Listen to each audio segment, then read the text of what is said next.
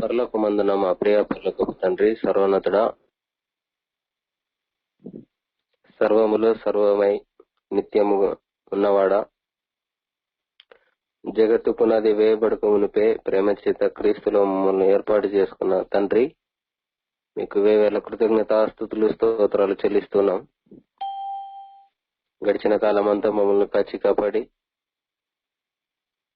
ఈ యొక్క దినాన్ని చూడగలగడానికి మీరు ఇచ్చిన కృపను బట్టి, మీరు చూపిన ప్రేమను బట్టి మీకు కృతజ్ఞతాస్తుతులు స్తోత్రాలు చెల్లిస్తున్నాం తండ్రి. తండ్రి, మీ యొక్క వాక్యాన్ని మేము ధ్యానించుకోబోతుండగా మీ యొక్క ఆత్మ సహాయాన్ని దయచేయమని వింటున్న వారందరికీ చెబుతున్న నాకును మీ యొక్క ఆత్మ సహాయాన్ని తోడుగా ఉంచమని, పలకబడుతున్న ప్రతి మాట కూడా మీ యొక్క వాక్యానుసారమైన తండ్రి మీ చిత్తాన్ని నెరవేర్చేదిగా, మీ చిత్తానికి లోబడేదిగా ఉండడానికి సహాయాన్ని గురించి మనం వేడుకుంటూ, మాకు కావాల్సిన జ్ఞానాన్ని మీ యొక్క వాక్యం ద్వారా మాకు నేర్పించమని వేడుకుంటూ, మా ప్రభు మీ ప్రియకుమారుడైన యేసుక్రీస్తు వారి నామములో ప్రార్థన అడిగి వేడుకుంటున్నాం మా కన్న తండ్రి, ఆమేన్. క్రీస్తునందు దేవుని పిల్లలైన మీకందరికీ ప్రభువైన యేసుక్రీస్తు వారి పరిశుద్ధమైన నామంలోనే వందనాలు, శుభములు తెలియజేస్తున్నాను. ప్రేమైన దేవుని పిల్లలారా, ప్రతి ఒక్కరు కూడా ఎన్నో విషయాల్లో భవిష్యత్తు గూర్చిన ప్రణాళిక అనేది ఉంటది. అంటే ఉదాహరణకి మనకు అర్థమయ్యే రకంగా ఆలోచిస్తే, రేపేమి కావాలో మనం ఈరోజే ప్లాన్ చేసుకుంటాం.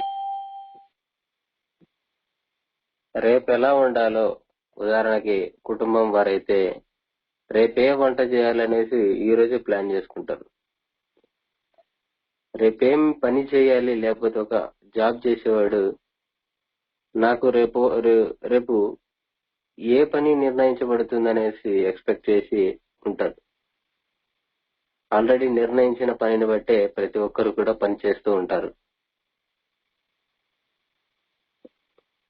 ఇవి శరీర సంబంధమైన భవిష్యత్తు గూర్చిన ప్రణాళికలు. దేవుడు కూడా మన పట్ల ఏమైనా ప్రణాళిక కలిగి ఉన్నారా, లేదా అంత అన్ఎక్స్పెక్టెడ్ గానే అప్పటికప్పుడు అనుకుని చేస్తున్నాడా దేవుడు?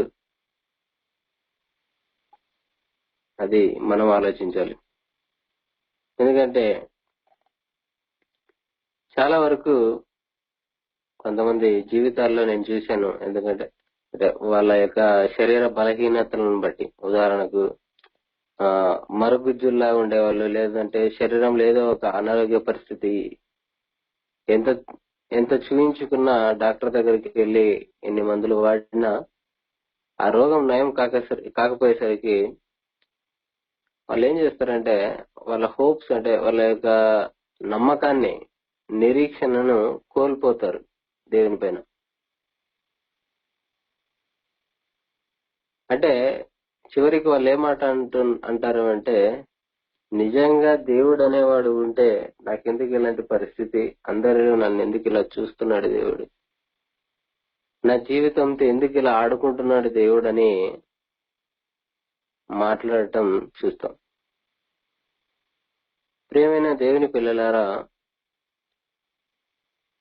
శరీరాన్ని ఇచ్చిన దేవుడు దాన్ని ఇవ్వక మునుపు ఈ శరీరంతో చేయాల్సిన పనులను కూడా కొన్ని ప్లాన్ చేశాడు దేవుడు. మనం ఒక ఇల్లు కట్టుకోవాలంటే దానికి కావాల్సిన సామాగ్రి ఎంత, దాని ఎస్టిమేషన్ ఎంత, దాని ఖర్చు ఎంత, దానికి ఆ ఇల్లు కట్టడానికి కావాల్సిన పని చేసేవాళ్ళు కూలీలు ఎంతమంది, ఇంజనీర్ కావాలి, సిమెంట్ కావాలి, ఇవన్నీ కూడా ప్రతి ఒక్కటి కూడా మనం ప్లాన్ చేసుకుని ఒక ఇల్లు కట్టడం ప్రారంభిస్తాం. మరి దేవుని విషయానికి వచ్చేసరికి దేవుడు నిజంగా మన పైన ఒక ప్రణాళిక కలిగి ఉన్నారు అనేది ఎందుకు ఆలోచించలేకపోతున్నాం? ఎందుకు నా జీవితానికి ఇలా జరుగుతుందన్నమాట ఎందుకు వస్తుంది? కాబట్టి ప్రియమైన దేవుని పిల్లలారా, ఎఫెసీయులకు రాసిన పత్రికలో 2వ అధ్యాయం 10వ వచనం, ఎఫెసీయులకు రాసిన పత్రిక 2వ అధ్యాయం 10వ వచనంలో, మరియు వాటి యందు మనము నడుచుకొనవలెనని దేవుడు ముందుగా సిద్ధపరిచిన సత్క్రియలు చేయుటకై మనము క్రీస్తు యేసునందు సృష్టింపబడిన వారమై ఆయన చేసిన పని అయి ఉన్నాము అంటున్నాడు. ఏమండి, మనం వాటి యందు నడుచుకోవాలి అని దేవుడు ఏం చేశాడంటే సత్క్రియలు చేయుటకై అంటున్నాడు. ముందుగా సిద్ధపరిచాడు. వీటిని ఏమండి అర్థం చేసుకోవడానికి ప్రయత్నం చేయండి. మరియు వాటి యందు మనము నడుచుకోవాలని అంటున్నాడు. వేటి యందు నడుచుకోవాలి? వేటి యందు నడుచుకోవాలంటే దేవుడు ముందుగా సిద్ధపరిచిన సత్క్రియలు చేయుటకై అంటున్నాడు. అంటే ముందుగా అంటే ఎప్పుడు? ముందుగా అంటే ఎప్పుడండి? పుట్టిన తర్వాతనా? కడుపులో ఉన్నప్పుడా? ప్రియమైన దేవుని పిల్లలారా,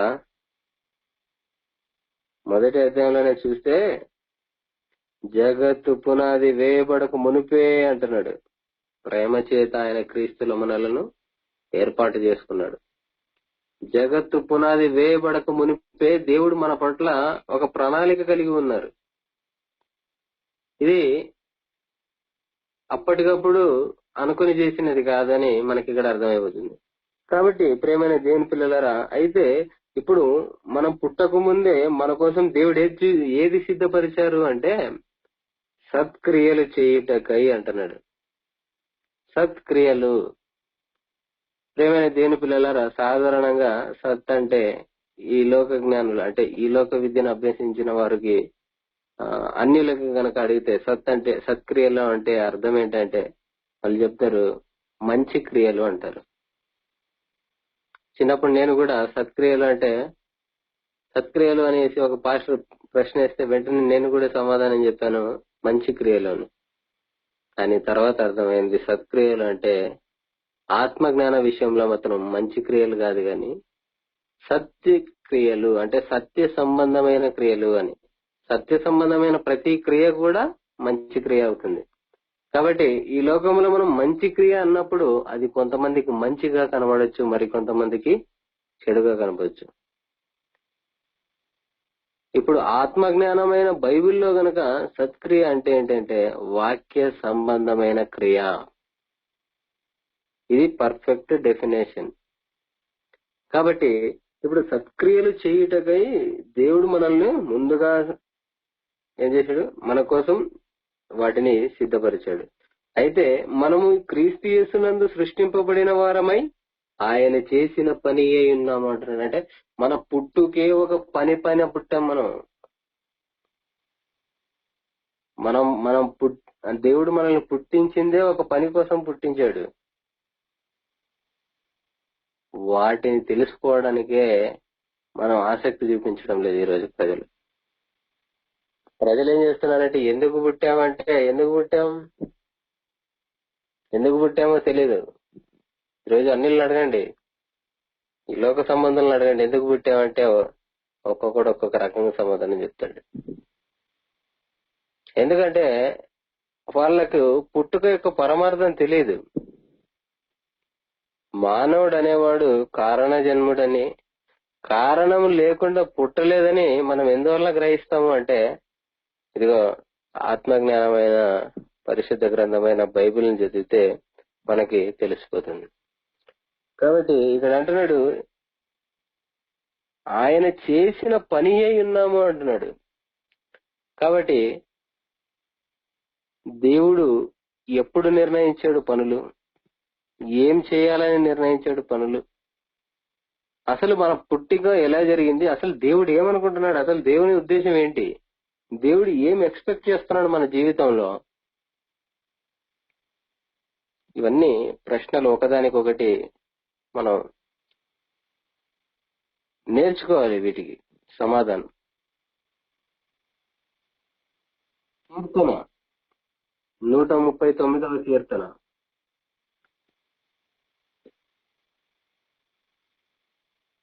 139వ కీర్తన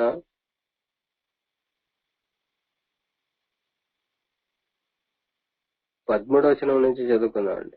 139వ కీర్తన 13వ వచనం నుంచి.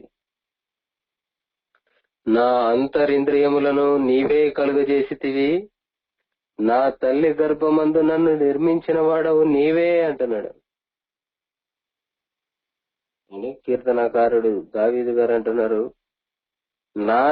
నా అంతరింద్రియములను నీవే కలుగజేసితివి, నా తల్లి గర్భమందు నన్ను నిర్మించిన వాడవు నీవే.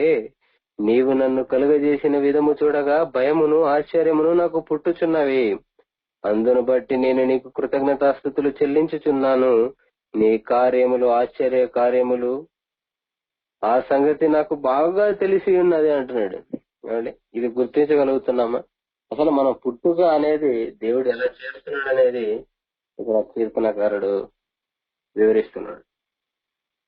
అసలు నన్ను కలగజేసిన విధము చూడగా భయమును ఆశ్చర్యమును నాకు పుట్టుచున్నవి అంటున్నాడు. ఆకారంలో 6 అడుగులు కనిపించే ఈ మనిషి ఇదిగో ఆకాశంలో విహరిస్తున్నాడు. ఎక్కడి నుంచి వచ్చింది స్వాతంత్రం? ఒక పక్షికి లిమిట్ ఉంది, ఒక చేపకు లిమిట్ ఉంది, సముద్రంలో ఎంత లోతుకి వెళ్లాలో అని, ఆకాశంలో ఎంత ఎత్తుకు ఎగరగలదని ఒక పక్షికి కూడా లిమిట్ ఉంది. కానీ ఇదిగో భూమి అంటే భూమిని దాటుకుని ఆకాశపు మధ్యలోకి వెళ్ళి తిరిగి వస్తున్నాడు అంటే ఇంత స్వాతంత్రం ఎక్కడిది మనిషికి? సముద్రంలోని ఎన్ని జీవరాశులు ఉన్నాయో వాటన్నిటికీ ఒక్కొక్క పరిమితి అనేది ఉంటుంది నీటి లోతుల్లో. ఎందుకంటే సముద్రం లోతుకి వెళితే, ఎంత లోతుకు వెళితే అంత ప్రెషర్ తట్టుకోవాల్సి ఉంటది. కాబట్టి ఇంత ఆ మహాసముద్రాల లోపలికైనా వెళ్ళి తిరిగి వస్తున్నాడు, ఆకాశంలోకి వెళ్ళి తిరిగి వస్తున్నాడు మానవుడు. ఇంత స్వాతంత్రాన్ని ఇచ్చాడే. అయితే ఇది కాదు ఆశ్చర్యం. దావీదు అంటున్నాడు, నీవు నన్ను కలుగజేసిన విధము చూడగా భయమును ఆశ్చర్యమును నాకు పుట్టుచున్నవి అంటున్నాడు. అసలు ఏది వండర్ అంటున్నాడంటే, ఇదిగో నువ్వు నన్ను కలుగజేసే చూడు తండ్రి, అదే నాకు ఆశ్చర్యం అవుతుంది అంటున్నాడు. అందును బట్టి నేను నీకు కృతజ్ఞతాస్తుతులు చెల్లించుచున్నాను అంటున్నాడు. ఎందుకంటే నేను నా రహస్యమందు పుట్టిన నాడు భూమి యొక్క అగాధ స్థలములలో విచిత్రముగా నిర్మింపబడిన నాడు నాకు కలిగిన ఎముకలను నీకు మరుగై ఉండలేదు. స్కానింగ్ తీసేంత వరకు తెలియదు ఇంతకు అవయవాలన్నీ సరిగ్గా ఉన్నాయో లేదో అని. పిండముగా ఉన్నప్పుడే అంటున్నాడు. కింద చదివితే ఏమండి, నాకు కలిగిన ఎముకలను నీకు మరుగై ఉండలేదు. నేను పిండమున ఉండగా నీ కన్నులు నన్ను చూచెను. ఏమండి, నియమింపబడిన దినములలో ఒకటైనను కాకమునిపే అంటున్నాడు. అంటే పిండమున ఉండగానే ఎవరు చూశారు మనల్ని? దేవుడు మనల్ని చూశాడు. మనం గర్భంలో ఉన్నప్పుడే, మన పిల్లలు గర్భంలో ఉన్నప్పుడే, తల్లి కడుపున గర్భంలో ఉన్నప్పుడే ఎన్నెన్నో ప్లాన్లు, భవిష్యత్తు గురించిన ప్రణాళిక. నాకు కుమారుడు పుడితే ఈ పేరు పెట్టాలి, నాకు కుమార్తె పుడితే ఈ పేరు పెట్టాలి. కొంతమంది అయితే ఇదిగో కుమారుడని కావాలని డాక్టర్ల ద్వారా సహాయంతో వాళ్ళు కుమారుడు పుడతాడా కుమార్తె పుడుతుందా అనేసి అడిగి ఎంక్వైరీ చేసుకొని ఇల్లీగల్ గా అయినప్పటికీ కూడా ఇదిగో వారికి కావాల్సిన అన్ని కూడా ముందుగానే కొనేస్తూ ఉంటారు. ఇవన్నీ ఎందుకు అంటే, ఇదిగో నాకు ఒక గర్భఫలం రాబోతుంది, నాకంటూ ఒక కుమార్తెనో లేదో కుమారుడు రాబోతున్నాడు. అయితే వారి గూర్చిన భవిష్యత్తు గూర్చిన ప్రణాళిక ఇదిగో కుమారుడైతే కుమార్తె అయినా కుమారుడైనా ఇదిగో నేను పలానా స్కూల్లో జాయిన్ చేయించాను. అంటే గర్భంలో ఉన్నప్పుడే పిల్లల గురించి కలలు కంటున్న తల్లిదండ్రులు ఉన్నారు. అయితే దేవుడు అంటున్నాడు, దేవుని గురించి దావీదు చెప్తున్నాడు, ఏమంటున్నాడు? నేను పిండమున ఉండగా నీ కన్నులు నన్ను చూచెను. నియమింపబడిన దినములలో ఒకటైనను కాకమునుపే నా దినములన్నీ నీ గ్రంథములో లిఖితములాయెను అంటున్నాడు. నియమింపబడిన దినములలో ఒకటైనను కాకమునుపే అంటే ఎప్పుడు నియమింపబడ్డాయి దినాలు మనకి? పిండముగా ఉన్నప్పుడే. ఇదిగో ఒకటే రోజు, రెండో రోజు, మూడో రోజు, అలా 9 నెలలు తల్లి గర్భంలో ఉన్నప్పుడు ఆ 9 నెలలని పేరు పెడతాం చూసావా, కౌంటింగ్. ఆ కౌంటింగ్ రోజులు కూడా కాకమునిపే ఏం చేశాడంటే దేవుడు, దినములన్నీ నీ గ్రంథములో లిఖితములాయని అంటున్నాడంటే రాసుకున్నాడు దేవుడు. కింద పుట్టినోట్లో ఉంటది, ఒకటైనను కాకమునిపే నా అవయవములను దినదినము నిరూపింపబడుచుండగా అవన్నీ నీ గ్రంథములో లిఖితములాయను అంటున్నాడంటే మనకు కళ్ళు ఎప్పుడు వచ్చాయో, కాళ్ళు ఎప్పుడు వచ్చాయో, ఏమంటే చేతులు ఎప్పుడు వచ్చాయో, ప్రతి అవయవం ఎప్పుడెప్పుడు వచ్చిందో ప్రతిదీ కూడా దేవుడు తన గ్రంథంలో రాసుకుంటున్నాడు. అంటే ఎంత ప్రణాళిక కలిగి ఉన్నాడో ఆలోచించండి. ఈ రోజు మనం డైరీ రాసుకుంటుంటాం, ఈ రోజు ఏం చేయాలి, లేదంటే ఈ రోజు ఏమేమి చేసాము, ఏమేమి చేసామో ఏమి చెయ్యాలో రాసుకుంటున్నాము. గాని దేవుడు ఎలాంటి విషయాలు కూడా రాసుకుంటున్నాడు అంటున్నాడు, నా అవయవములు దినము నిరూపింపబడుచుండగా అవన్నీ నీ గ్రంథములో లిఖితములాయను అంటున్నాడు. ఇదిగో నా కుమారుడికి కాళ్ళు ఇచ్చాను, నా కుమార్తెకు చేతులు ఇచ్చాను, నా కుమార్తెకు కళ్ళు ఇచ్చాను అంటే ఇలా దేవుడు తన గ్రంథములు మన గురించి రాసుకుంటున్నాడు. అంటే ఎంత ప్రణాళిక కలిగి మన కోసం ఎదురు చూస్తున్నాడో ఆలోచించాలి. ఇది తెలుసుకున్న ఒక వ్యక్తి తనేమంటున్నాడో ఒకసారి మనం ఆలోచిద్దాం. ఎందుకంటే దేవుడు ఎంత శ్రద్ధ కలిగి, మనం అన్నీ రాయలేము కదండి. కొంతమంది అయితే ఎప్పుడు పుట్టారో సొంత పిల్లల బర్త్డేలే, అంటే ఈ లోక రంగ ప్రవేశం చేసినప్పుడు ఆ డేట్లు కూడా రాయడానికి మర్చిపోతా ఉంటారు, గుర్తుండవు. కానీ దేవుడు మన అవయవాలు ఎప్పుడెప్పుడు రూపింపబడుతున్నాయో అవన్నీ కూడా తన గ్రంథంలో రాసుకుంటున్నాడు. ఎందుకు? ఈ అవయవంతో ఈ పని చేయాలి, ఈ చేతులతో ఇదిగో సర్వలోకానికి వెళ్ళి భారము కలిగి స్వస్థాలతో కష్టపడి ఇదిగో తన సేవ జరిగించాలి, తనకు పరిచర్య జరిగించాలి. ఈ కాళ్ళతో ప్రపంచమంతా పరిగెత్తాలి, తన కోసం ఆత్మలను రక్షించాలి. ఇలా ప్రతి ఒక్క అవయవానికి తను పని పెట్టాడు. ఈ పనిని గుర్తించిన వ్యక్తి ఏమంటున్నాడో మనం ఆలోచిద్దాం.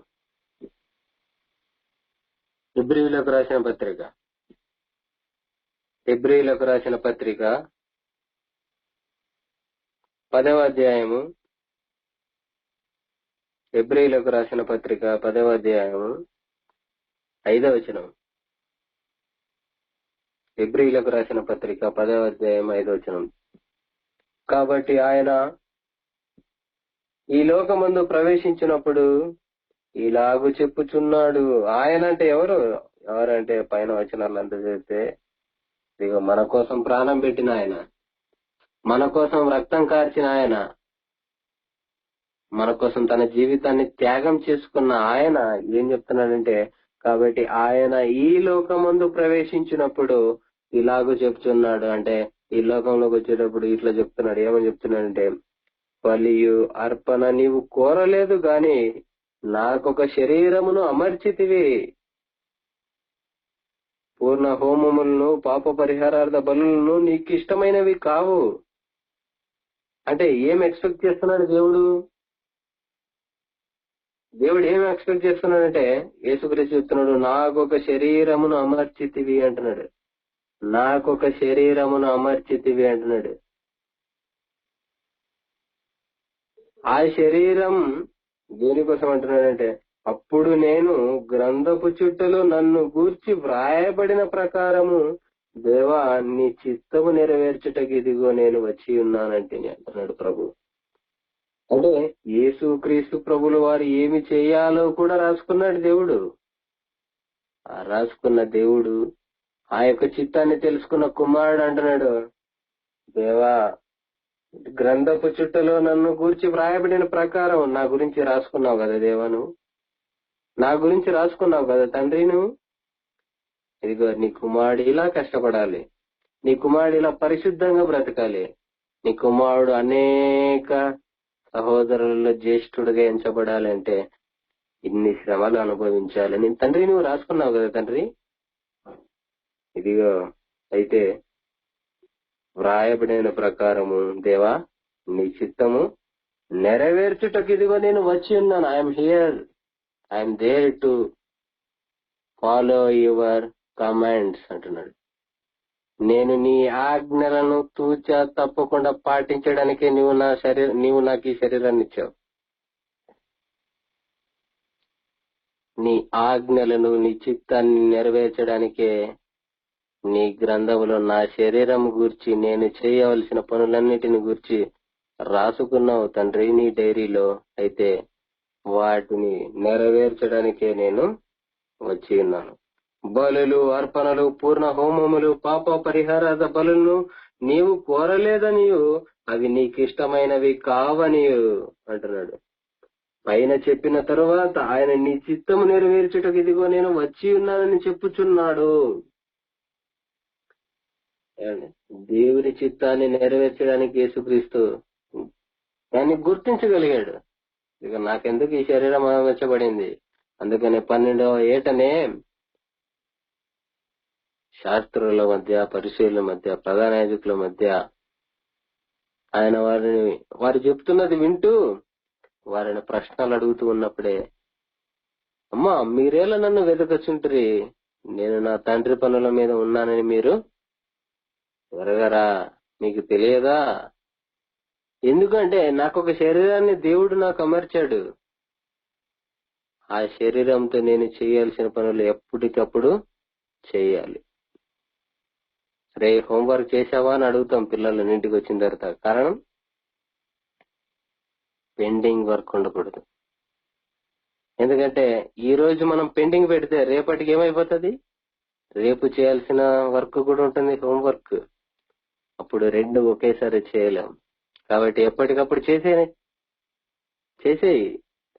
చేసేయరా చిన్న, చేసేయి తల్లి అంటాం. ఎందుకు, రేపు చేయలేం దాన్ని. అయితే ఇక్కడ అంటున్నాడు, నువ్వు అంటే యేసుక్రీస్తు అంటున్నాడు, నేను నా తండ్రి పనుల మీద ఉన్నాను.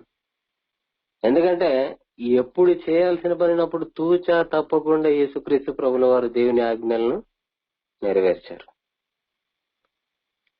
రేపు చేస్తానులే తండ్రి అన్నట్టుగా ఎక్కడ కనపడదు.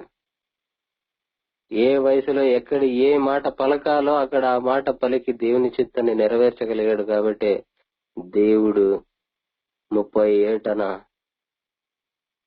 యేసుక్రీస్తును గురించి ఇస్తున్న సాక్ష్యం, ఈయన నా ప్రియ కుమారుడు అన్నంత వరకే కాదు కానీ ఈయన యందు నేను ఆనందించుచున్నాను అని. కారణం ఏంటంటే అప్పటి వరకు కూడా యేసుక్రీస్తు తన జీవితంలో ఎలాంటి అతిక్రమాలు చేయకుండా తన పరిశుద్ధమైన ఆజ్ఞలకు కట్టుబడి పరిశుద్ధంగా బ్రతికాడు కనుకనే దేవుడు అన్నాడు ఆయన గురించి, ఈయన యందు నేను ఆనందించుతున్నాను. కుమారుడని మనల్ని కూడా పిలిచాడు. అయితే ప్రియ కుమారుడు అన్నాడు యేసుక్రీస్తుని. కుమారులని మనకు కూడా పిలిచాడు. ఈరోజు నిన్ను నన్ను మనల్ని కూడా తనకు పిల్లలుగానే పిలుస్తున్నాడు. అయితే ఆనందం ఉందా దేవునికి? యేసుక్రీస్తు వారిలా ఈయన యందు నేను ఆనందించుచున్నానన్న సాక్ష్యం మన జీవితాల్లో కనిపిస్తుందా? ఎప్పుడు కనిపిస్తుంది అంటే ఇదిగో మన కోసం ముందుగా రాశాడు దేవుడు. మనం ఏమేం చేయాలో దేవుడు రాసుకుంటున్నాడు. యేసుక్రీస్తు ప్రభుల వారు తన శరీరాన్ని ధరించుకున్నప్పుడు, ఇదిగో తండ్రి నా శరీరంలో నీవు నీ చిత్తాన్ని జరిగించాలనుకున్నావు కదా తండ్రి, అయితే నేను వచ్చాను, నువ్వు నాకు ఏమి చేయమని ఆజ్ఞాపిస్తావో అది చేయడానికి నేను సిద్ధంగా ఉన్నానని యేసుక్రీస్తు ప్రభుల వారు తండ్రికి లోబడ్డారు. ఎందుకంటే కొన్ని సందర్భాల్లో అది ఎప్పటి వరకు మనం లోబడతాము అంటే మన శరీరరీతిగా గాని కొన్ని సార్లు మనం కూడా ఆత్మీయ విషయాల్లో తప్పిపోతుంటాం. తప్పిపోతున్నప్పుడు ఎంతకాలం అని అనుభవిస్తారండి. కనీసం ఒకసారి కాకపోయినా ఒకసారైనా సుఖం ఉండాలి కదా దేవుని సేవలని అనుకుంటున్నప్పుడు ఎప్పుడు చూసినా శ్రమలే కలుగుతున్నాయి అనుకోండి, మనం ఆ యొక్క గురిని గాని గమ్యాన్ని గాని కోల్పోతాం. కాబట్టి యేసుక్రీస్తు ప్రభుల వారికి కూడా ఆ కష్టాల కడిలిలో ఒక సందర్భం ఎదురైంది. ఆ సందర్భమే భయంకరమైన శ్రమలు. అప్పటి వరకు అనుభవించాడు శ్రమలు. అప్పటి వరకు తన శరీరానికి గాయాన్ని అయితే చేయలేదు గాని ఇక ముందు రక్తం చూసే శ్రమలు, తన శరీరంలో నుంచి రక్తం వచ్చే శ్రమలు వస్తున్నాయి. అయితే ప్రభు ఏమైనా తడబడ్డాడా? ప్రభు ఏమైనా ఎస్కేప్ అవ్వాలని ప్రయత్నం చేశాడా? అక్కడి నుంచి ఏమైనా వాటిని తప్పించుకోవడానికి మార్గం ఏమైనా వెతుక్కున్నాడా ప్రభు? ఎందుకంటే తన గురించి రాయబడినవన్నీ నెరవేర్చుకుంటూ వచ్చాడు. అయితే తనకు ప్రతి క్షణము గుర్తే ఉంది, తండ్రి ఆజ్ఞలకు లోబడాలి, నా గురించి ఏమేమైతే రాయబడ్డాయో వాటన్నిటిని నేను నెరవేర్చాలని తెలుసుకున్న ప్రభు ఏమంటున్నాడంటే తన మరణ విషయంలో కూడా మార్కు సువార్త చదివితే, మార్కు గారు రాసిన సువార్త 14వ అధ్యాయం 17వ వచనం. మార్కు గారు రాసిన సువార్త 14వ అధ్యాయం 17వ వచనంలో, సాయంకాలం అయినప్పుడు ఆయన తన 12 మంది శిష్యులతో కూడా వచ్చెను. వారు కూర్చుండి భోజనము చేయుచుండగా, మీలో ఒకడు అనగా నాతో భుజించుచున్న వాడు నన్ను అప్పగించునని నిశ్చయముగా మీతో చెప్పుచున్నానని వారితో చెప్పగా, ఎందుకంటే ఇక టైం అయిపోతుంది, గెస్తెమనే తోటలోకి వెళ్ళిపోవాలి వాళ్ళు. ఇక దేవుని చిత్తాన్ని నెరవేర్చడానికి యేసుక్రీస్తు అనుక్షణము తన జీవితంలో ఇదిగో లోబడి ఉంటున్నారు. కాబట్టి ఇదిగో అయితే ఆ గడియ వచ్చేసింది. ఆ గడియలో ఏమంటున్నాడంటే, ఇదిగో ప్రభు రాత్రి భోజనం అని మనం అనుకుంటాం కదా, ప్రతి ఆదివారం మనం తీసుకుంటున్నాం కదండి. అదే సందర్భం. వారు కూర్చుండి భోజనము చేయుచుండగా, మీలో ఒకడు అనగా నాతో భుజించుచున్నవాడు నన్ను అప్పగించునని నిశ్చయముగా మీతో చెప్పుచున్నానని వారితో చెప్పగా, వారు దుఃఖపడి ఏడ్చారు. వాళ్ళు దుఃఖపడ్డారు. ఎందుకంటే అప్పగిస్తే వాళ్ళు ఏం చేస్తారో తెలుసు శిష్యులకి. ఎందుకంటే అప్పటికే భయంకరులు యూదులు వాళ్ళందరూ కూడా ఎదురు చూస్తూ ఉన్నారు. ఎప్పుడు సంహరించుదుమా అని యేసుక్రీస్తు కోసం ఎదురు చూస్తున్నారు. కాబట్టి ఇదిగో వాళ్ళు దుఃఖపడి నేనా అని ఒకని తర్వాత ఒకడు అడుగుసాగిరి. ఎందుకంటే ప్రభువా నేనా అసలు అలా ఎందుకు ఎక్స్పెక్ట్ చేస్తున్నావు ప్రభువా అనే రకంగా వాళ్ళు నేనా ప్రభు అని అడుగుతున్నారు యేసుక్రీస్తు ప్రభుల వారిని. అయితే అందుకైన 12 మందిలో ఒకడే అనగా నాతో కూడా పాత్రలు చెయ్యి ముంచు వాడే అన్నాడు. ఉన్నాడు, యూదా కూడా ఉన్నాడు అందులో. కాబట్టి యేసుక్రీస్తు ఆ మాట అన్నాడు. ఆ మాటలు యూదాకు వినపడిన యూదా అప్పటికే సాతాను వానిలో ప్రవేశించింది కనుక ఏం చేశాడంటే, యేసుక్రీస్తు చెప్తున్న మాట, నిజముగా మనుష్య కుమారుడు ఆయన గూర్చి వ్రాయబడినట్టు పోవుచున్నాడు. నాకేదో తెలియనట్టుగా, ఇదిగో పేతురును గద్దించినట్టుగా సాతానా నా వెనుకకు పొమ్మన్నట్టుగా మరలా నేను ఈ సమయంలో చెప్పడానికి వీల్లేదు. ఎందుకంటే నిజముగా అంటున్నాడంటే ఏ మాత్రం కూడా సందేహం లేదు. మనుష్య కుమారుడు ఆయన గూర్చి వ్రాయబడినట్టు పోవుచున్నాడు అంటున్నాడు. ఈరోజు నువ్వు నేను నడుచుకుంటామా మన జీవితంలో? నిజంగా మన గురించి దేవుడు ఏం రాయించాడో వాటిని నడుచుకుంటున్నాము మనం మన జీవితాల్లో. ఎందుకంటే యేసుక్రీస్తు ప్రభుల వారు 100% నడుచుకుంటున్నాడు కాబట్టి నిజముగా అంటున్నాడు. నిజముగా నేను వ్రాయబడిన ప్రకారం పోవచ్చునని చెబుతున్నాడు యేసుక్రీస్తు ప్రభువు వారు. ఈ రోజు నువ్వు నేను నా గురించి నీ గురించి మనుషులందరి గురించి దేవుడు తన గ్రంథంలో రాసుకున్నాడు, తన డైరీలో రాసుకున్నాడు మనం ఇలా బ్రతకాలి అని. నేను పరిశుద్ధుడను గనక మీరును పరిశుద్ధులై ఉండడని తన గ్రంథంలో రాసుకుంటున్నాడు. నిజముగా మన జీవితంలో మన గురించి వ్రాయబడిన ప్రకారం మనం నడుచుకుంటున్నామా? యేసుక్రీస్తు చెప్తున్నాడు, నిజముగా మనిషి కుమారుడు ఆయన గురించి వ్రాయబడిన ప్రకారం ఆయన గురించి వ్రాయబడినట్టు పోవుచున్నాడు. అయితే ఎవని చేత మనుష్య కుమారుడు అప్పగింపబడుచున్నాడో ఆ మనుష్యునికి శ్రమ. ఆ మనుష్యుడు పుట్టి ఉండని ఎడల వానికి మేలు. ఎందుకంటే వానికి శ్రమ. మనిషి కుమారుడు ఆయన గురించి వ్రాయబడిన ప్రకారం ఆయన పోతున్నాడు. ఎవని చేత మనిషి కుమారుడు అప్పగింపబడుతున్నాడు ఆ మనుషునికి శ్రమ. నేనా నేనా నేనా ప్రభు నేనా ప్రభు అని అడిగారు. నాతో పాటు ఈ పాత్రలో చేయి ముంచువాడే అని ప్రభు చెప్పాడు. యూదా గ్రహించాడు ఆ మాట. గ్రహించినప్పటికీ వినపడింది, కానీ ఈ చెవిలో విని ఈ చెవిలో వదిలేసింది. నీవు చేయుచున్నది త్వరగా చేయమని మరి ఒక చోట ఉంటాను. ఆ మాట విన్నా వెంటనే ఏమైపోయాడు అంటే వెంటనే వెళ్ళిపోయాడు యూదా వెళ్ళిపోయాడు. కాబట్టి మనిషి కుమారుడు వ్రాయబడిన ప్రకారం ఆయన పోతున్నాడు. ఎందుకంటే ఇంకొక సందర్భంలో కనుక మనం చూస్తే యోహాను గారు రాసిన సువార్త 17వ అధ్యాయంలో మనకు అందరికీ తెలిసిన విషయం. యోహాను గారు రాసిన సువార్త 17వ అధ్యాయం 4వ వచనం. చేయుటకు నీవు నాకు ఇచ్చిన పని నేను సంపూర్ణంగా నెరవేర్చి భూమి మీద నిన్ను మహిమపరిచితిని అంటున్నాడు. అంటే ఏ మాత్రం కూడా నీవు ఇచ్చిన పనిని ఇన్కంప్లీట్ చేయలేదు, పోస్ట్ పోన్ చేయలేదు. మనం అంటాం మన జీవితాల్లో, ప్రార్థన అన్న ఈరోజు ప్రార్థనకు వస్తారంటే రేపు వస్తా బ్రదర్, ఎట్లా చెప్తామండి? రేపు వస్తా అన్నా, ఈరోజు కొంచెం టైర్డ్ అయిపోయాను అంటారు. అయితే మన జీవితాల్లో కూడా యేసుక్రీస్తు జీవితం మనకు పాఠం నేర్పుతుంది. దాన్ని బట్టి మనం గుణపాఠం నేర్చుకోవాలి. యేసుక్రీస్తు ఎప్పుడు కూడా ఇదిగో ఈ రోజు చేయాల్సింది రేపు చేద్దాంలే అన్న రకంగా బ్రతకలేదు, కానీ ఆయన గురించి వ్రాయబడిన ప్రకారం ఆయన పోతూ ఉన్నాడు. అయితే ఆయన తండ్రికి ప్రార్థన చేస్తున్న సందర్భం ఏంటంటే, చేయుటకు నీవు నాకు ఇచ్చిన పని నేను సంపూర్ణంగా నెరవేర్చి భూమి మీద నిన్ను మహిమపరిచితిని అంటున్నాడు. అంటే తండ్రి, ఏ మాత్రం కూడా నీవు ఇచ్చిన పనుల్లో ఏ పని కూడా నేను పెండింగ్ పెట్టలేదు, ఏది కూడా నేను వదలలేదు.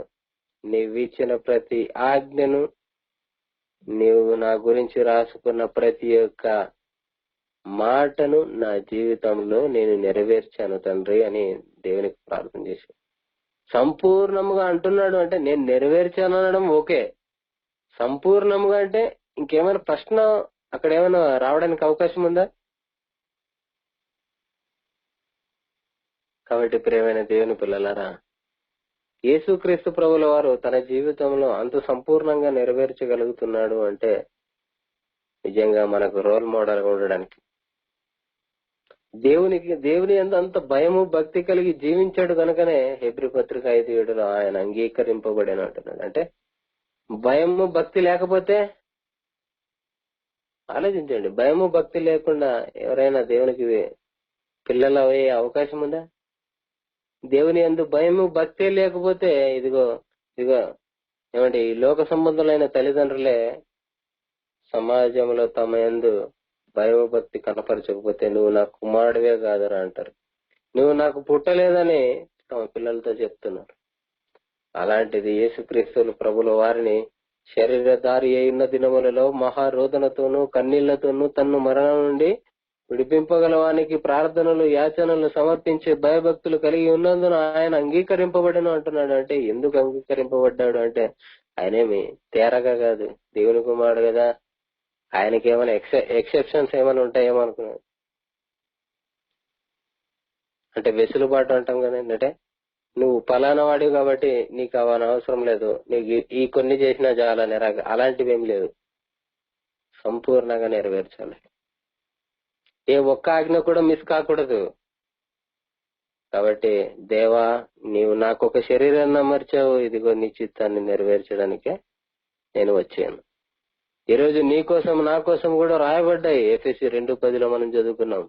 ముందుగా వాటి యందు మనం నడుచుకోవడం వల్లనే ముందుగా సిద్ధపరిచిన సత్క్రియలు చేయుటకయ్యి అంటున్నాడు. అంటే నీ కోసం నా కోసం మనందరి కోసం దేవుడు యేసుక్రీస్తుకి ఎలాగైతే వ్రాసుకున్నాడో తన గ్రంథంలో, ఇదిగో మన గురించి కూడా, మన జీవితం గురించి కూడా దేవుడు రాసుకున్నాడు. మన పిల్లలు ఎలా బ్రతికితే సమాజంలో గొప్ప వాళ్ళు అవుతారు అంటే అది తెలుసుకున్న మనం మన పిల్లలని ఇలా ఉండాలి అలా ఉండాలని చెప్తా ఉంటాం.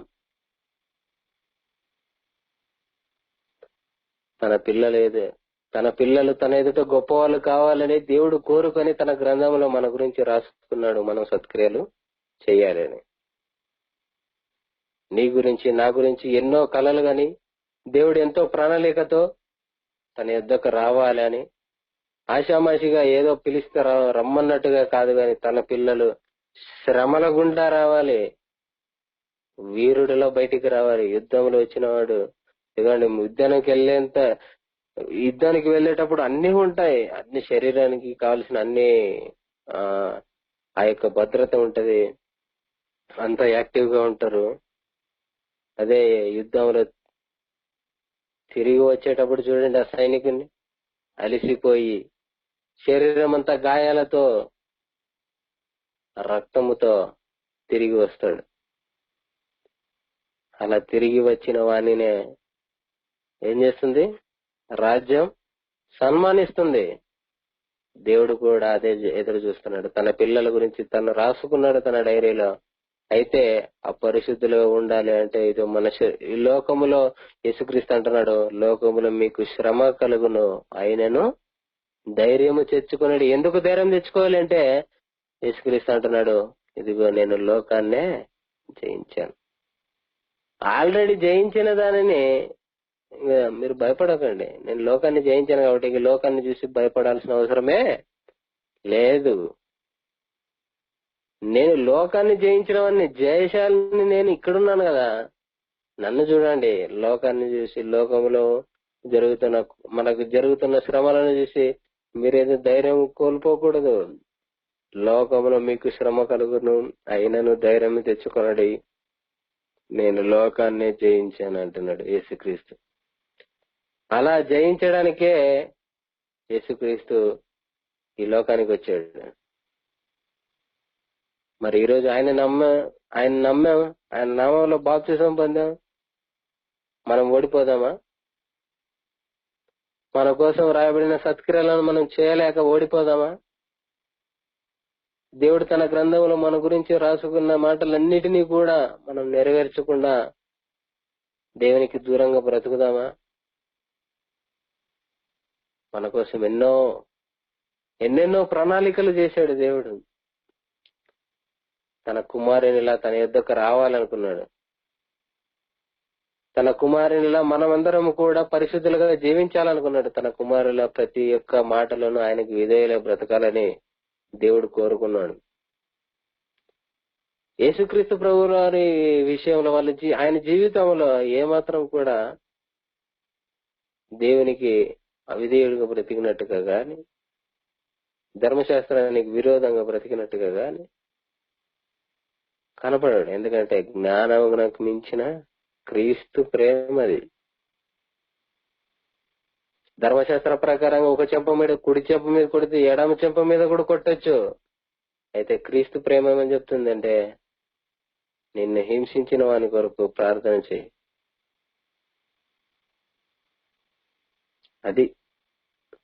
అది క్రీస్తు నెరవేర్చాడు కనుకనే దేవుడు ఏం చేశాడంటే, తన కుమారులు అనేక సహోదరులలో తన కుమారుడు జ్యేష్ఠుడు అన్నట్లు అంటున్నాడు హెబ్రీ పత్రికలు అంటాడు. తన కుమారుడు జ్యేష్ఠుడు కావాలి. తన కుమారుని అందే ఇది లోకమంతా కూడా రక్షణ పొందాలి. తన కుమారుని ద్వారానే లోకాన్ని రక్షించాలని దేవుడు తన చిత్తాన్ని ఎలా రాసుకున్నాడో ఆ చిత్తాన్ని సంపూర్ణంగా నెరవేర్చిన కుమారుడే. ఆ కుమారుడు దేవునికి ఎలా అయిపోయాడంటే ప్రియ కుమారుడు అయిపోయాడు. ఆ ప్రియ అంటే ప్రేమ, అంత ప్రియం అంటే ఆనందం. ఆనందం ఏం చేసిందంటే దేవునికి ఇదిగో తన కుమారుని తన కుడి పార్శ్వమున క్రీస్తును కూర్చుండబెట్టుకున్నాడు.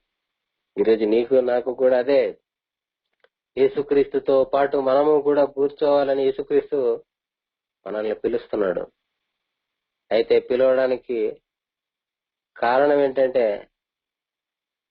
ఎవరు కూడా నశించుకోకూడదు, ఎవరు కూడా పాతాళానికి వెళ్ళకూడదు, అపవాది ఉండే స్థలానికి వెళ్ళకూడదు.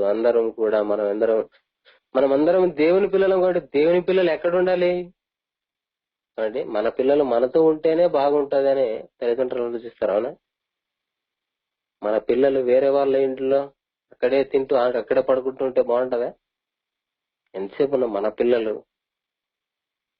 మనం ఆకలి తప్పులతో ఉన్నా మన పిల్లలకు మంచి చేయాలనే ఉద్దేశంతో మనం సర్వము వారికి కావాల్సినవన్నీ అరేంజ్ చేయడానికి ప్రయత్నం చేస్తా ఉంటాం. దేవుడు కూడా అదే, తన పిల్లలు నరకానికి వెళ్ళకూడదు, ఇదిగో తన కుమారుణ్ణి విశ్వసించి తన కుమారుని ద్వారా తన యుద్ధకు రావాలని దేవుడు కోరుకున్నాడు. అది తన ప్రణాళిక. ఆ ప్రణాళికను అర్థం చేసుకున్న మనం నిజంగా ఆ ప్రణాళికను మన జీవితంలో కనుక నెరవేర్చగలిగితే, మన కోసం ఏవైతే దేవుడు సిద్ధపరిచాడు వాటన్నిటిని మనం చేయగలిగితే క్రీస్తు చెంత మనము కూడా కూర్చుండగలం. క్రీస్తు ఎలాగైతే ఈ సర్వలోకాన్ని పరిపాలిస్తున్నాడో, ఈ ముల్లోకాలకు ఎలా అయితే అధిపతిగా ఉన్నాడో, ఆ అధిపతి చేస్తున్న అంటే ఆ యొక్క పరిపాలనను గనక మనం కనుక బైబిల్ ప్రకారంగా ఆలోచిస్తే వండరండి. ఈ ప్రపంచంలో ఒక గవర్నమెంట్ అంటే ఒక రాష్ట్రానికి ముఖ్యమంత్రి అయితేనే నీకంత హోదా ఉంది. ఒక ప్రధాని మంత్రి అయితేనే నీ ముందు కాన్వాయ్, నీ వెనక కాన్వాయ్, నువ్వు వస్తున్నావు అంటే ట్రాఫిక్ అంతా జామ్ చేసేసి నీకు హైవేలు అన్ని కూడా ఓపెన్ చేసేస్తారు. ఆఫ్టర్ ఆల్ భూమి మీద 5 సంవత్సరాల పరిపాలనలో ఉన్న నీకే ఇంత ఊరేగింపు ఉంటే, నిరంతరము దేవుని ఇంటి పైన యాజకుడుగా ఉంటున్న యేసుక్రీస్తు ప్రభుల వారు ఎంతటి ఊరేగించాడో దేవుడు. ప్రేమైన దేవుని పిల్లలారా, అది మాటల్లో చెప్పలేం. కారణం ఏంటంటే యేసుక్రీస్తు చేశాడు, నేను సంపూర్ణంగా నెరవేర్చాను. సత్క్రియలు చేశాడు. అందుకే అంటాడు యేసుక్రీస్తు, మీరు తండ్రి నన్ను పంపించాడు అని మీరు నన్ను నమ్మడం లేదు కదా, నేను చేస్తున్న క్రియలు ఇదిగో నా తండ్రివి, దాని నిమిత్తమైన నన్ను నమ్మండి అంటాడు యేసుక్రీస్తు. అంటే ఇదిగో క్రియలను చూసి, సత్క్రియలు చేశాను నేను. దేవుడు చెప్పిన ప్రతి పని కూడా చేయడమే సత్క్రియ. అయితే దేవుడు నాకు చెప్పాడు ఈ ఆజ్ఞలు నెరవేర్చమని, వీటన్నింటినీ చేస్తున్నాను, వాటి నిమిత్తమైన నన్ను నమ్మండి అన్నాడు. అలా యేసుక్రీస్తు ప్రభుల వారు మనకు మాదిరిగా ఉంటే ఆయన చేస్తున్న పరిపాలన అండి మనం మాటల్లో వర్ణించలేము. అంత గొప్పగా దేవుడు ఆయన్ని హెచ్చించాడు. ముల్లోకాల అధిపతిగా సర్వము ఆయన పాదాల కింద పెట్టాడు. అంటే తనకు లోపరిచి ఉంచాడు. అంటే దేవుడు యేసుక్రీస్తుని ఎలా హెచ్చించాడు ఆలోచించండి. ఆ హెచ్చించబడిన యేసుక్రీస్తు ఆయన యుద్ధం మనము ఉండాలని యేసుక్రీస్తు కోరుకుంటున్నాడు. ఒక ముఖ్యమంత్రి దగ్గర అపాయింట్మెంట్ కొరకే ఎదురు చూస్తూ ఉంటారు అనేక మంది. అలాంటిది ముల్లోకాల అధిపతి తన యుద్ధ కూర్చుండబెట్టుకుంటున్నాడు అని తెలుసుకున్న మనం దానికోసం ఏమైనా ప్రయత్నం చేస్తున్నామా? నిరంతరం నిజంగా యేసుక్రీస్తు ప్రభువు వారు మనల్ని పిలుస్తున్నాడు, ఆయన చెంత కూర్చుండబెట్టుకుంటాను అంటున్నాడు. ఇక దానికి కావాల్సిన పనులు మనం నెరవేరుద్దాం. నిజంగా మన జీవితంలో మనం అలా నెరవేర్చాలండి. సత్క్రియలు దేవుడు కోరుకున్నాడు. ఆ క్రియలకు తగినట్టుగా మనం బ్రతికితే దేవుడు మన గురించి నీ గ్రంథంలో లిఖితంలో ఆయన అంటున్నాడు. కీర్తనకారుడు రాస్తున్న విధానం నిజంగా అండి మరీ చదవాలనిపించే మాటలు అవన్నీ. నేను పిండమునై ఉండగా నీ కనులు నన్ను చూచాను, నియమింపబడిన దినములలో ఒకటైన నువ్వు కాకమునిపే నా దినములన్నీ నీ గ్రంథంలో లిఖితములైన నీవు ఇన్ని సంవత్సరాలు బ్రతకాలి. ఇన్ని సంవత్సరాలు బ్రతికి ఇంతమందికి సేవ చేయాలి, ఇంతమందిలో నన్ను గణపరచాలి, ఇంతమందిని నా రాజ్యానికి చేర్చాలి, ఇన్ని ఆత్మలను రక్షించాలి. దేవుడు ఎన్నెన్నో ప్రణాళికలు కలిగి ఉన్నప్పటికీ కూడా వాటన్నిటిని తెలుసుకొని మనం ఆ సత్క్రియలు చేయలేదనుకోండి, మనల్ని కాపాడేవాడు ఎవడు లేడు. కాబట్టి ప్రియమైన దేవుని పిల్లలారా, మన కోసం సత్క్రియలు ఉన్నాయి. ఆ సత్క్రియలను చేయడానికి మనం అనుక్షణము దేవునికి లోబడదాం. యేసుక్రీస్తు ప్రభుల వారే మనకు మాదిరి. ఈ లోకంలో పాస్టర్ మనకి గొప్పోడు అయ్యుండొచ్చు, ఈ లోకంలో గొప్ప పాస్టర్ అయ్యుండొచ్చు, గొప్ప స్పీకర్ అయ్యుండొచ్చు. నీకు నాకు ప్రపంచానికి అందరికి కూడా రోల్ మోడల్ ఎవరిని చూసి మాదిరిగా బ్రతకాలి అంటే యేసుక్రీస్తు ప్రభుల వారినే. ఆయన్ని నిలువెత్తి నిదర్శనం మాదిరికి. ఆయన పోలి నడుచుకోవాలి. ఆయన పోలి నడుచుకున్న వాళ్ళు జీవ కిరీటం పొందుకున్నారు. మనం కూడా నడుచుకుందాం, మనం కూడా జీవ కిరీటాన్ని పొందుకుందాం. ప్రార్థన చేసుకుందాం. మమ్మల్ని మిక్కిలిగా ప్రేమించిన మా ప్రియ పరలోకపు తండ్రి, సర్వోన్నతుడా, మీ యొక్క ఘనమైన శ్రేష్టమైన పుణ్యమైన పూజార్హమైన నామానికి వేల కృతజ్ఞతాస్తుతులు స్తోత్రాలు చెల్లిస్తున్నాం. తండ్రి, నీ కుమారునికి శరీరాన్ని అమర్చారు, ఆ శరీరం ద్వారా నీ చిత్తాన్ని జరిగించారు. మాకు శరీరాన్ని అమర్చారు, మా శరీరంలోనూ నీ చిత్తాన్ని జరిగించాలని ఆశపడుతున్నారు. ఆ ఆశను, ఆ కోరికను తెలుసుకోవాలని ప్రపంచ ప్రజలందరికీ మేము చాటి చెప్పేవారిగా ఉంటూ మా జీవితాల్లో కూడా మేము సత్క్రియలను జరిగించి మిమ్మల్ని ఆనందింపజేసి మాకు తండ్రి ప్రియమైన ప్రభు అయినటువంటి యేసుక్రీస్తులు ప్రభుల వారు చేసిన త్యాగాన్ని అనుక్షణము మేము తండ్రి జ్ఞాపకం చేసుకుంటూ ఆయనలా మేము బ్రతికి మీరున్న లోకానికి చేరుకోవడానికి సహాయాన్ని అనుగ్రహించమని వేడుకుంటూ వినే వాక్యాన్ని ఎవరు మర్చిపోకుండా తండ్రి మా గురించి మీరు రాసుకున్న సత్క్రియలన్నింటినీ మేము నెరవేర్చడానికి సహాయాన్ని అనుగ్రహించమని, అనారోగ్య పరిస్థితుల్లో ఉన్నటువంటి వారందరినీ జ్ఞాపకం చేసుకోమని, వారికి కావాల్సిన ఆరోగ్యాన్ని దయచేయమని, జరగబోతున్న సెమినార్ మీ మహిమార్థమే జరిగించి రాబోతున్న మీ పిల్లలందరినీ తండ్రి వారి ప్రయాణాలను ఆరోగ్య విషయాలన్నింటిలోనూ మీరు తోడుకొని నడిపించమని, మీకు మహిమ తెచ్చే విధంగా సెమినార్ను జరిగించమని వేడుకుంటూ సంవత్సరం మీకే స్తుతులు స్తోత్రాలు చెల్లిస్తూ మా ప్రభువైన క్రీస్తు పేరిట ఈ ప్రార్థన అడిగి వేడుకుంటున్నాం మా కన్న తండ్రి. ఆమేన్. మనందరికీ తండ్రి అయిన దేవుని ప్రేమ, ఆయన కుమారుడు మనందరికీ ప్రభువైన యేసుక్రీస్తు వారి కృప, పరిశుద్ధాత్మని యొక్క అన్యోన్య సహవాసము, సన్నిధి, నడిపింపు, కాపుదల ఈ యొక్క వాక్యం వింటున్న మనందరికీ ఆయన చిత్తాన్ని యథార్థంగా జరిగిస్తున్న సకల పరిస్థితులందరికీ ఎల్లప్పుడూ తోడుగా ఉండి నడిపించును గాక. ఆమేన్.